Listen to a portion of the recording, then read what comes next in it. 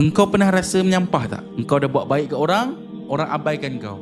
Engkau dah buat banyak jasa, orang tu boleh lupakan kau seakan-akan kau tak pernah buat baik sikit pun. Jom kita tadabbur ayat ini. Allah berfirman dalam Quran, Innallaha la yudhi'u ajral muhsinin.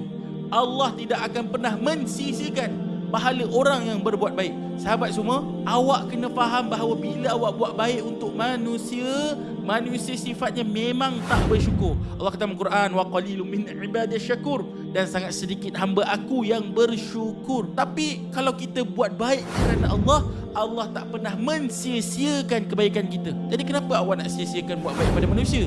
Manusia ni memang perangai tak bersyukur. Awak buat baik pada Allah, dia sangat menghargai awak. Sebab tu Allah kata dalam Quran yang saya bacakan tadi, Allah tak pernah sia-siakan kebaikan awak. So now, ubah mindset kita. Aku buat baik kat orang bukan sebab orang tu, aku buat kerana Allah. Kalau dia tak balas jasa aku, dia tak hargai aku, tak ada hal. Sebab yang penting Allah hargai aku. Sebab aku buat baik kerana Allah, aku nak jumpa Allah kat syurga kelak.